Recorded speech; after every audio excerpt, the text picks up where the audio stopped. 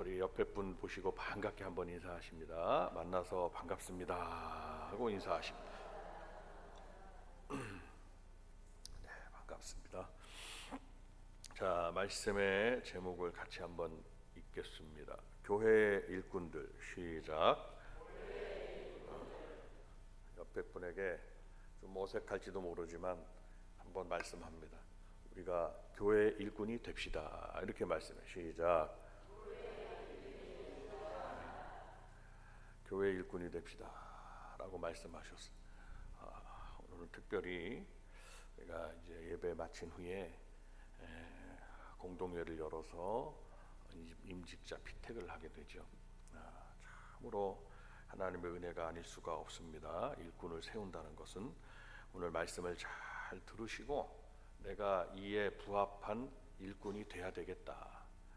그리고 너 이렇게 결단하고 하나님 앞에 세워지면 이렇게 순종하며 이렇게 말씀에 합한 삶을 살아야 되겠다. 교회에서 이러한 일들을 해야 되겠다. 결단하는 이 시간이 되기를 바라고, 하나님이 우리를 보실 때 이러한 말씀에 부합한 일꾼들을 세우니까 오늘 이 말씀을 잘 들으셔서 이 말씀이 저와 여러분에게 하나님의 음성이 되시기를 바라고 나를 바로 세우는 말씀이 되시기를 바랍니다. 예수님을 우리는 영접했어요. 교회를 나오는 그 순간 우리는 주님을 영접한 거예요. 나는 이제 내 뜻대로 살지 않고 주님의 뜻대로 살겠습니다 라고 결단하는 시간, 그 시간이 바로 주님 앞에 나오는 시간이에요. 그래서 예수님을 영접한 우리들을 하나님은 크게 복주사 하나님의 자녀로 삼으셨습니다. 그래서 요한복음 1장 12절에도 영접하는 자 곧 그 이름을 믿는 자들에게는 하나님의 자녀가 되는 권세를 주셨다고 그랬습니다. 이 하나님의 자녀가 된 우리는 하나님의 성전의 귀한 일꾼임을 잊지 마셔야 합니다. 그래서 우리는 하나님께 받은 사명이 있습니다. 이 사명을 나에게 주신다면 이를 위해서 최선을 다해서 살아야 하며 하나님의 뜻에 합당한 사명자로서 달란트를 맡은 일꾼으로서 청지기로서 그리고 때로는 파수꾼으로서의 사명, 그 본분에 충성을 다하는 저와 여러분들이 되셔야 될 것입니다. 하나님의 성전의 일꾼들, 교회 일꾼들은 어떤 분이냐? 오늘 본문의 말씀으로 몇 가지를 정의하고자 합니다. 첫 번째로 그는 승리하는 사람입니다. 한번 따라합니다. 승리하는 사람. 시작. 너는 조각목으로 성막을 위하여 널판을 만들어 세우라고 그랬습니다. 이 말씀을 우리가 일꾼된 우리들은 잘 기억하셔야 돼요. 하나님께서는 수많은 나무가 있던데 그 나무들 중에 조각목을 지정해서 말씀했습니다. 이스라엘 사람들이 예루살렘 성전을 만들거나 무슨 큰 목조를 쓸 때는 어디 걸 쓰느냐? 레바논 백향목을 씁니다. 근데 성막을 세울 때 성막을 위하여 널판을 만들어라. 여러 가지 나무가 필요할 거 아니에요. 그러면 그 널판을 조각목으로 지정해 주셨습니다. 이 조각목은 잘 아시다시피 성경에서 시띠나무라고 말씀을 드린 바가 있습니다. 시띠나무는 그 특성이 있습니다. 이스라엘은 북쪽은 갈릴리 호수 주변은 물이 풍성하죠. 헬몬산에서 물이 막 내려 풍성합니다. 그러니 아무래도 기후도 좀 식물이 자라기 좋은 기후니까 양떼들이 거기서 풀을 뜯기도 하죠. 남쪽으로는 얼마 떨어진 남쪽으로는 사막지대에만 있습니다. 그런데 이 시띠나무는 메마른 광야와 사막지대에서 자라는 그런 식물들이 자랄 수 없는 환경임에도 불구하고 유일하게 거기에서 자라는 나무입니다. 그의 모습을 보면 삐죽한 가시로 되어 있고요. 그래서 우리의 눈에는 이를 볼 때 볼품없고 정말 저걸 어디다 쓰겠느냐? 저것은 아카시아 나무과 우리나라도 아카시아 나무는 삐뚤빼뚤하고 이게 나무가 이 목이 두껍질 않아요. 목이 어디다 쓰느냐? 예전에 불쏘시개로다 썼다. 여기도 마찬가지. 불쏘시개밖에 쓸 수 없는 저 나무를 하나님은 지정하셨어요. 볼품이 없다. 아무런 쓸모가 없다. 그렇게 보이지만 하나님께서는 이 시띠나무 즉 조각목을 성막을 위한 재료로 써라라고 말씀하셨습니다. 이는 무엇입니까? 우리의 모습일 수가 있습니다. 우리는 세상 사람들과 비추어 볼 때 우리는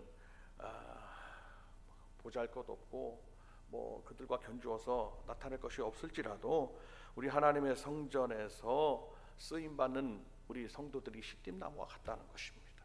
물론 훌륭한 지위와 재력과 모든 걸 갖춘 분들이 쓰임 받기도 하겠지요. 그러나 그런 경우는 흔치 않습니다. 우리 모두가 교회 안의 성도들이 다 조각목과 같고 이 시띠나무와 같은 거예요. 그런데 여기서 중요한 사실이 있습니다. 모습은 저렇게 참 볼품이 없을지라도 아무짝에 쓸데없다 이렇게 여길지라도 그 시띠나무에서는 굉장한 능력이 그 안에 있는 것이 무엇이냐? 사막과 광야에서 더위와 싸워서 이기고 목마름과 싸워서 이기고 보니까 이기고 승리한 나무라 이거죠. 어떠한 시련과 연단에서도 그는 넘어지지 않고 뿌리째 뽑히지 않고 태풍이 와도 견디었고 사막은 얼마나 또 위험한 곳입니까? 그래도 끝까지 넘어지지 아니하고 좌절하지 아니하고 이러한 고난과 연단과 시련 속에서 견디고 승리한 자다. 그 나무가 그렇다. 그 모습이 바로 우리 성도들에게 있다 이 말씀입니다. 이를 잘 알고 그래서 하나님은 이런 우리 성도들을 정금같이 귀한 성전의 기둥이 되게 하신. 그래서 오늘 말씀 왼쪽에 있는 저 플래카드 말씀 한번 다 같이 읽습니다. 시작. 많은 것입니다. 이기라는 이긴다. 옆에 분에게 한 말씀을 이기고 승리하는 성도가 되자가 말씀. 시작.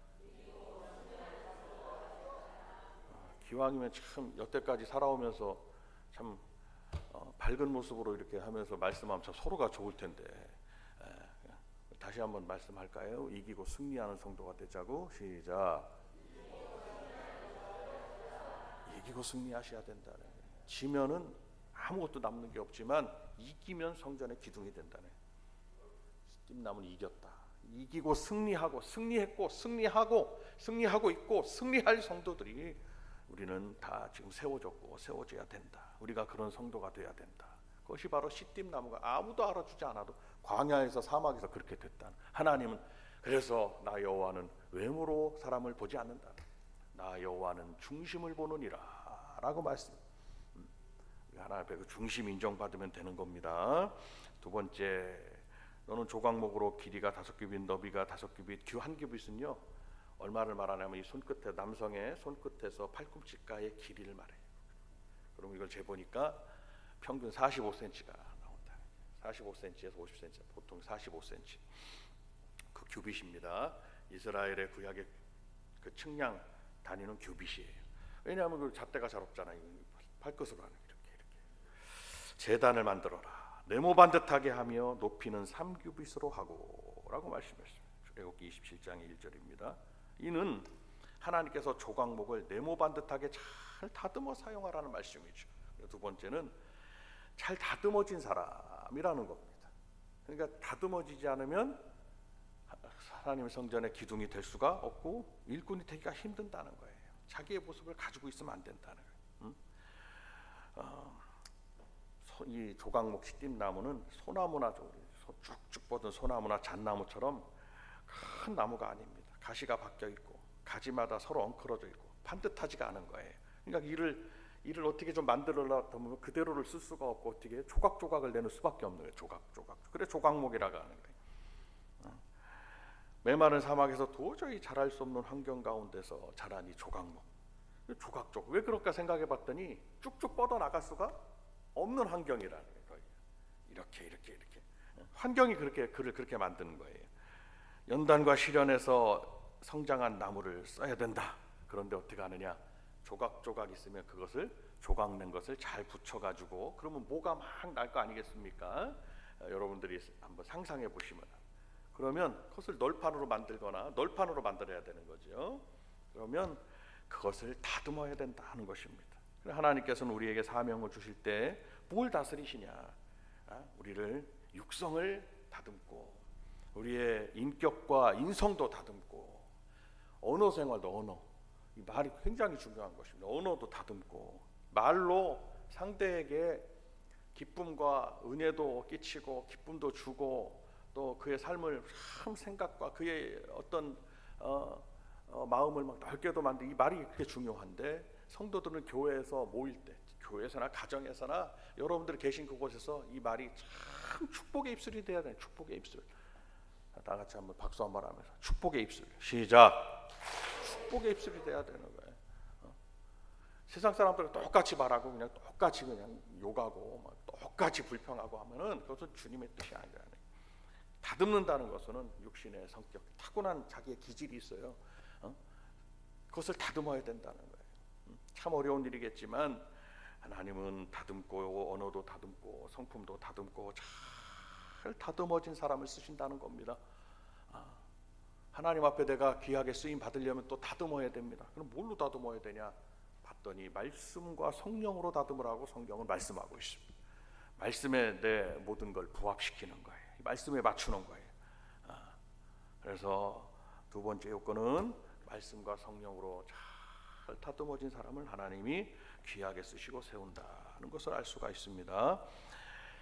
26장 29절 오늘 우리가 읽은 말씀 속에 있습니다. 그 널판들을 금으로 싸고 그 널판들의 띠를 꿰 금고리를 만들고 그 띠를 금으로 싸라 하면서 한 절에 금을 3번이나 말씀하셨어요. 금은 고대나 지금이나 앞으로 영원히 이 세상에 사람들이 살고 있는 한 가장 귀한 물질 중에 하나일 겁니다.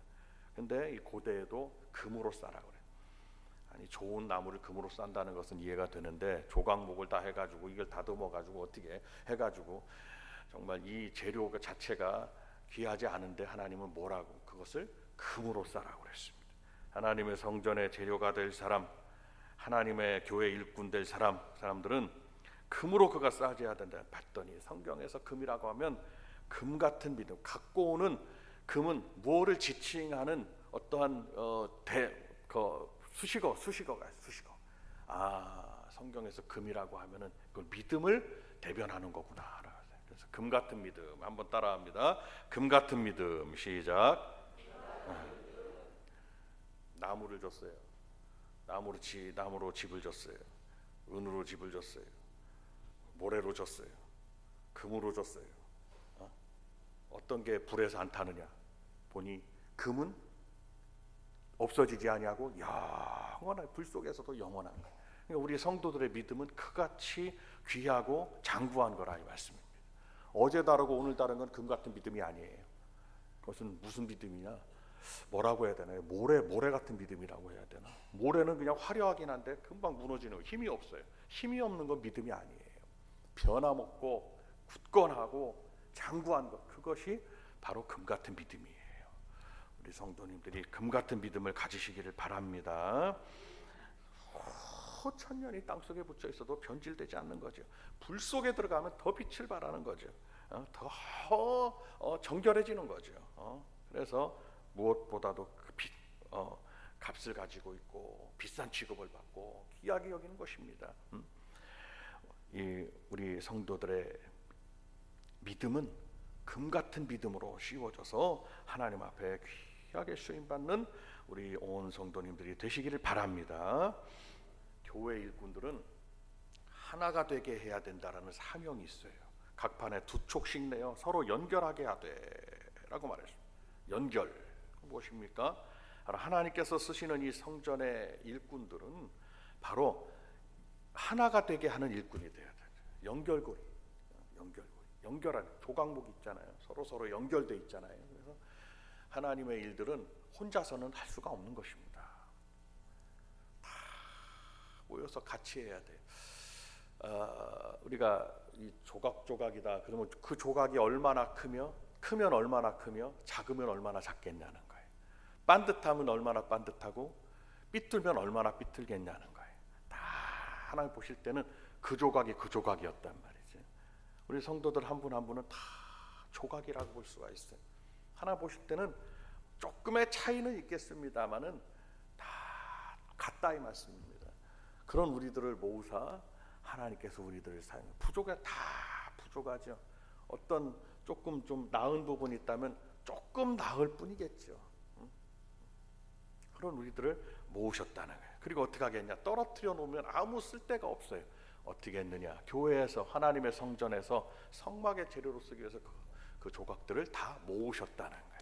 모으셔서 쌓아놓은 게 아니라 어떻게 해요? 그것을 널판지가 하나님이 쓰시기 위한 하나님의 성전의 재료들로 만들어 놓으셨다는 거예요. 서로 연결해서 그럼 어떠냐? 서로가 하나가 되게 하기 위한 일꾼이 되셔야 된다라는 것을 말씀하고 있습니다. 하나님의 교회가 이런 거예요. 우리 성도님들 한 분 한 분 모두가 이렇게 쓰임 받고 있고, 그리고 쓰임 받아왔고 앞으로도 그렇게 쓰임 받으시는 존재가 되셔야 된다는 거예요. 그래서 우리는 교회 안에서는 서로의 인격을 존중하셔야 됩니다. 교회 안에서 지위 고하가, 세상적 권력이나 지위 고하가 어디 있겠습니까? 교회 안에서는 다 하나님 안에서 한 형제요 한 자매라고 정의하셨습니다. 다 같은 거예요. 서로의 인격을 존중해야 된다라는 것입니다. 그리고 존중해야 되고, 존중을 가져야 되고 서로에게, 그리고 겸손한 마음을 가져야 됩니다. 겸손을 가져야 됩니다. 이것은 성도들이 가져야 되는, 존중과 겸손은 성도들이 가져야 되는 덕망입니다. 오늘 말씀을 들으면서 이 주님이 주신 이 덕망, 갖춰야 되는 부분으로 자기를 잘 다듬고 마음에 채우시기를 바랍니다. 그래서 교회 안에서는 저분이 나보다 낫지라는 그러한 높이는, 그러한 마음을 가지고 계셔야 되는 거예요. 그래서 아름답고 합력해서, 우리가 교회는 합력하여 선을 이룬다고 그랬어요. 합력하여 선을 이룹니다라는 거예요. 한번 따라합니다. 합력하여 선을 이룹니다. 시작. 교회가 아무리 성도들이 많이 모였어도 합력하지 못하는 교회는 주님이 근심하는 교회예요. 그러나 성도들의 수가 많지 않을지라도 합력하고 있는 교회는 이 마지막 때에 어둠의 세력들이 깨트리지 못하는 견고한 진이 되는 거예요. 사탄이가 교회를 틀어뜨릴 때는요, 성도들의 그 합력한 연합을 깨트리는 거예요. 그래서 우리나라는 양을 안 키우지만 양을 키우는 그 중동 지방은 양들이 특성이 있습니다. 양들을 밤마다 채가는 여우나 늑대가 있어요. 사막에서도 양을 채갑니다. 그래서 사막의 여우라고 그러는 거예요.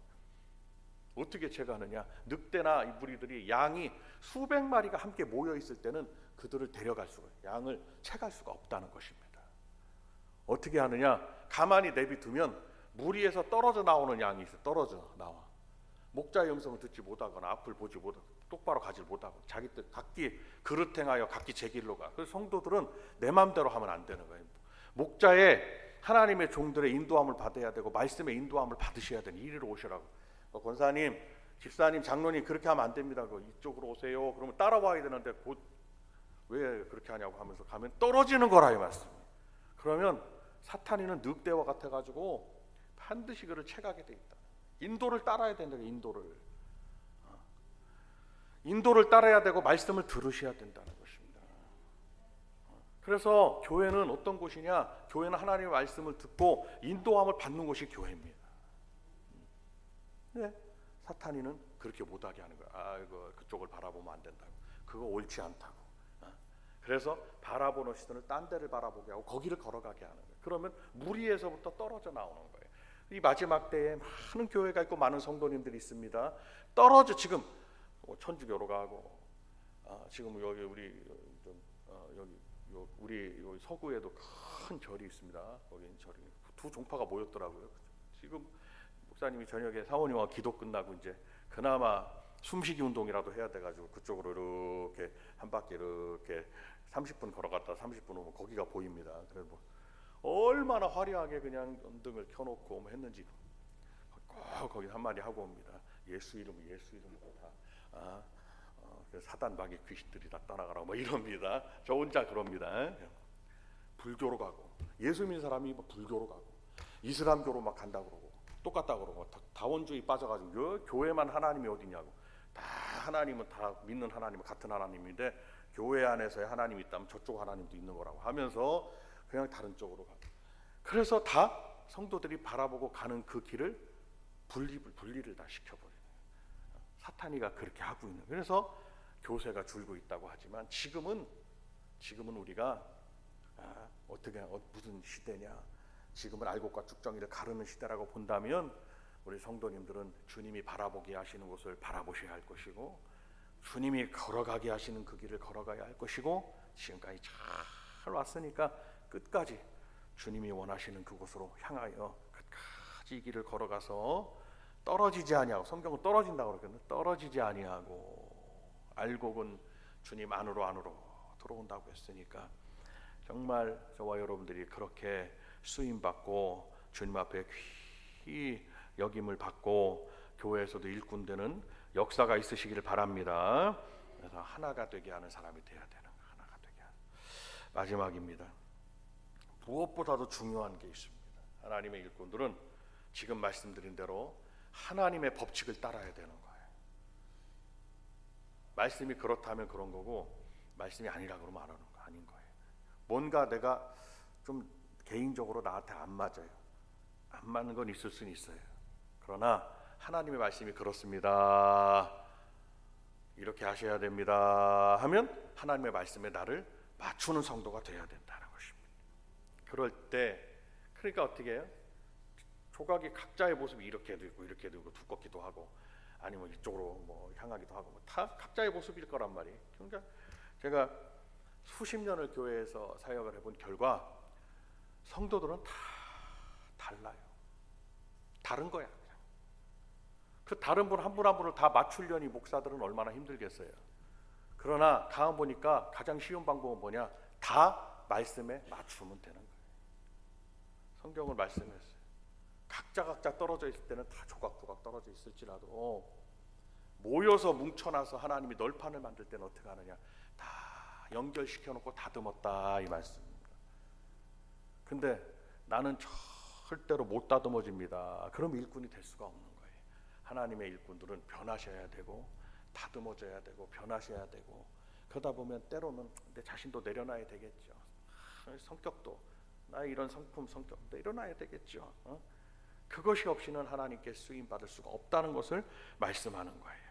그렇기 때문에 오늘 드린 말씀의 마지막 드리는 말씀은 하나님의 법칙을 따르는 사람이에요. 따른다는 것은 여러분도 잘 아시는 우리 성도들의 덕망을 갖춰야 되는 덕망의 요건인 순종의 사람이 돼야 된다는 거예요. 자, 옆에 분에게 한번 말씀합니다. 순종의 사람이 됩시다. 시작. 순종의 사람이 됩시다. 순종하면 누가 복을 받느냐? 순종하라고 하는 사람이 복을 받는 것이 아니라 순종을 하는 사람이 복을 받더라 이 말씀이에요. 순종이다 그러면 그 순종을 하라고 하는 사람이 복이 임하는 게 아니라 그분도 뭐 어느 정도 복은 임하겠죠. 말씀을 선포하니까. 근데 순종을 하는 사람이 복을 받더라 이 말씀이에요. 순종은 무엇보다도 중요한. 이거 왜 해야 되냐고. 이거 뭐야 이거 나하고는 안 맞는다고. 이것이 아니라 주께서 말씀하신다면 그래 베드로 사도와 요한과 야고보와 안드레가 어떻게 합니까? 배와 그물을 버려 나를 따르라 그러니까 내가 이거 어떻게 하고 당신을 따라갑니까? 그게 아니라 배와 그물을 버려두고 따라갔어요. 세관에 앉아있는 마태를 부르셨죠? 우리가 말씀도 공부합니다. 부르셨죠? 어떻게 해요? 주님을 일주일 있다 따라가겠습니다. 이렇게 말씀드린 게 아니 나를 따라오너라 말씀했을 때 뭐라고 말? 제자들이 즉시 따라갔다. 즉시. 순종은 그토록 주님이 원하시는 큰 신앙인들이 가져야 되는 그런 신앙의 덕목입니다. 하나님 말씀을 따라야 됩니다. 너는 산에서 보인 양식대로 하나님 보여주신 대로 성막을 세울지니라 따라야 된다는 것입니다. 세상 사람들이 만든 법칙은 시간이 지나면 고쳐지거나 없어집니다. 그러나 하나님의 성경 말씀은 영원 불변하다는 것을 우리는 믿고 나아가셔야 됩니다. 하나님의 자녀된 우리들이 하나님의 성전에 훌륭한 기둥으로 쓰임받는 모두가 되셔야 된다는 거예요. 우리 자녀들도 부모님들도 우리 자녀들에게 그런 신앙을 물려주셔야 된다. 오늘 들은 말씀을 절대로 기억하셔가지고 자녀들에게도 그 믿음을 심어주시기를 바랍니다. 아울러 우리는 오늘 특별한 날을 정했습니다. 우리는 더 많은 교회 일꾼들을 세우는 날이에요. 하나님께서 우리에게 맡겨주신 주님의 일은 이 세상의 어떤 일보다 제일 귀한 하나님의 일, 제일 귀한 일입니다. 내 생애의 최대 귀한 일로 여겨야 됩니다. 주님 맡겨주신 일을. 그래서 우리는 어떠한 마음으로 살아야 되느냐? 주님을 위해서 살아야 됩니다. 주님을 위해서. 박수 한번 하면서 주님을 위해서. 시작. 주님을 위해 살아가야 돼. 그러면 내가 복 받는 거야. 주님을 위해서. 그럼 우리가 삶의 목적, 세상 사람들이 왜 저렇게 어렵냐? 살아간 이유를 모른다는 거예요. 우리는 왜 살아야 되느냐? 주님이 오늘 우리를 살려주셨어요. 주님이 구원해 주시고 주님이 나를 자녀 삼으시고 주님 때문에 살아야 된다는 거예요. 두 번째로 박수하면서 주님 때문에. 시작. 주님 때문에 살아야 되는 거예요. 그러면 주님을 위해서 살고 주님 때문에 사는 내가 뭘로 살아야 되느냐? 주님으로 살아야 되는데, 이 주님으로라는 거는 주님 말씀으로 사십시오라는 것을 줄인 거예요. 주님으로 살아야 된다. 주님으로. 시작. 주님으로 살아야 되는 거예요. 이를 위해서 우리 성도님들이 목적을 가지고, 믿음의 삶의 목적을 가지고 사시고 있어요. 자, 모든 삶의 우선순위를 여기에 두시기를 바랍니다. 성경을 한 장 찾아 읽겠습니다.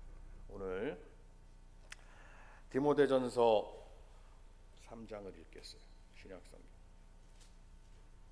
디모데전서 3장.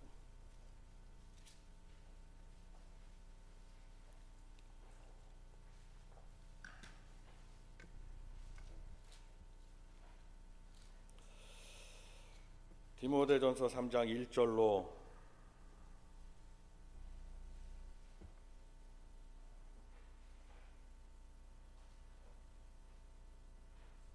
15절까지를 우리가 같이 읽겠습니다. 이를 잘 읽으시고 오늘 일꾼들을 잘 뽑으시고, 내가 이 일꾼이 이런 성경에 부합한 일꾼이 되기 위해서 여러분들이 힘써 가시면 됩니다.